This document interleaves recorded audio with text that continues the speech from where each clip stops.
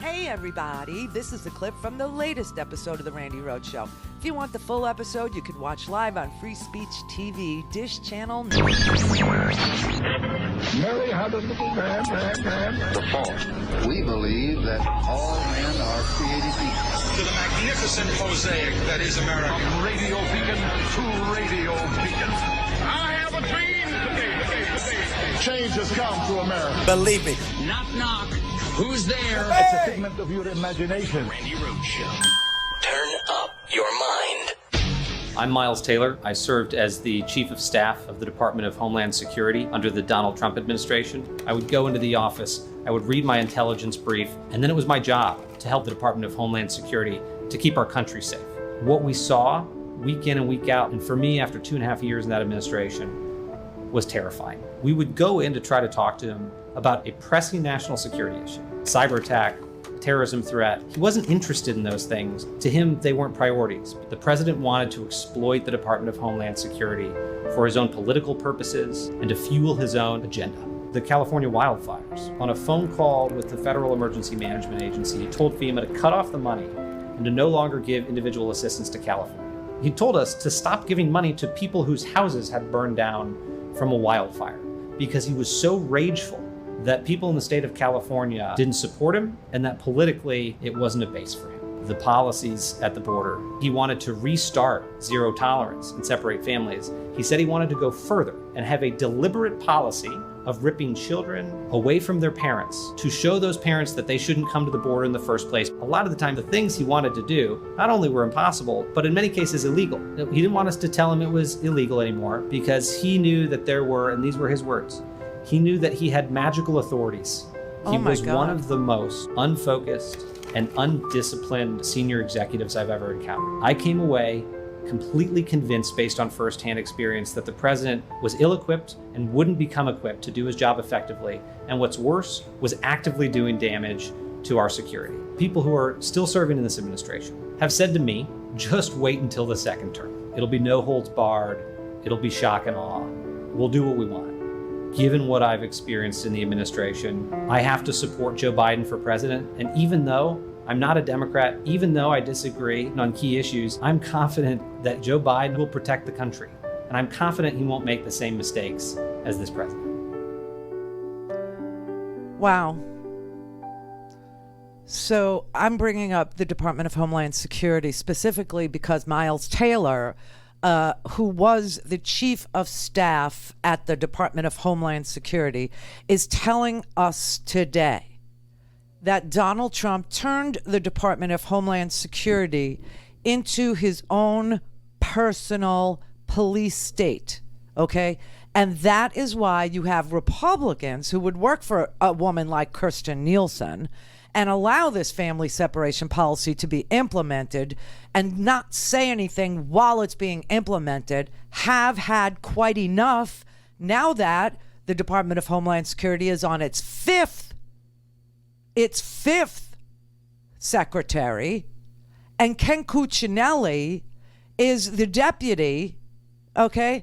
And we saw Donald Trump take the Department of Homeland Security and not only turn it into a family separation unit of the Stasi or of the SS. I mean, it was creepy watching the Sophie's Choice that, mothers were having to make.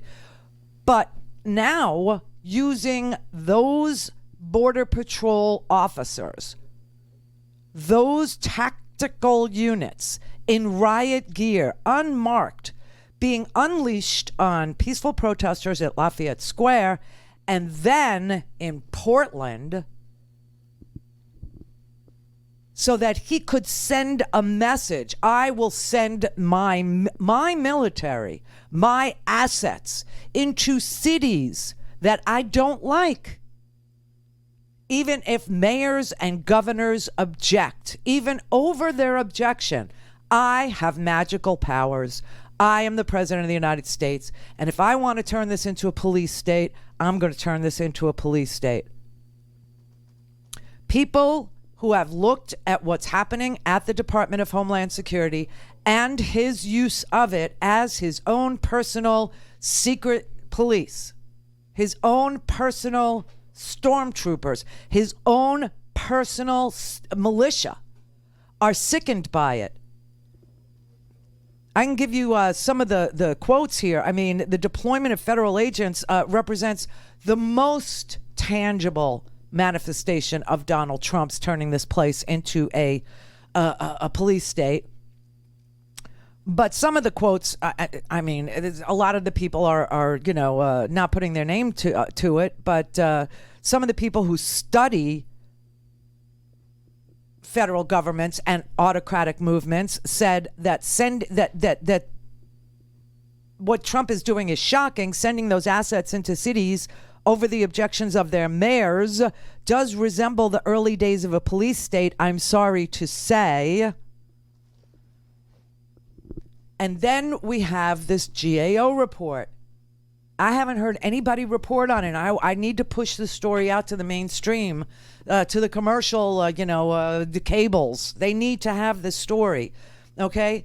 This story is a story of a report that was just issued by the Government Accountability Office. And it finds that the DHS officials that are serving Donald Trump now are ineligible for their positions. I'm just going to read you what's in the Hill. It says the appointments of two top Department of Homeland Security officials, including the acting secretary, that's Chad, violated federal law, according to the Government Accountability Office, GAO, a report that came out on Friday.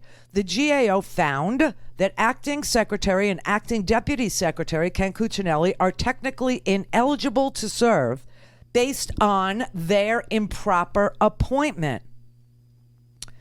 The issue with the two officials' appointments stems from when former Homeland Security Secretary Christian Nielsen resigned in April 2019 and was replaced by Kevin McAleenan, who had previously been leading Customs and Border Patrol. McAleenan had not been designated in the order of succession to replace Kirstjen Nielsen, the GAO found, and therefore could not legally alter the order of succession at the Department of Homeland Security. This is a quote from the report. Quote, accordingly, Misters Wolf and Cuccinelli were named to their respective positions of acting secretary and senior official performing the duties of deputy secretary by reference to an invalid order of succession, the GAO report states. They didn't weigh in on the consequences of their actions, meaning calling out the Border Patrol tactical units in Portland or the gassing of, peaceful protesters in Lafayette Square. That's going to be a whole separate investigation. But this is a damning opinion. This is a disturbing picture of the Trump administration violating federal law. They're doing it with the post office, too. Bypassing all Senate confirmations. I mean, this is just so sick. So Benny Thompson, who's speaking tonight, hopefully this will be somewhere in his speech, and Carolyn Maloney, who is also bringing the complaints against the post office, because these are the Government Oversight Committee ranking member and chairwoman. It's the House Committee on Homeland Security and Oversight and Reform. They have called for Chad to step down, Chad Wolf to step down, and for Ken Cuccinelli to resign. And they said, at a time when DHS should be marshaling the resources of the federal government to respond to a pandemic that's killed 170,000 Americans, the department's illegally appointed leaders are instead focusing on continuing the administration's attack on immigrants and intimidating peaceful protesters in a show of force for the president's re-election campaign. Now, I want you to know he goes through DHS acting secretaries like toilet paper. Well, Chad is number 5.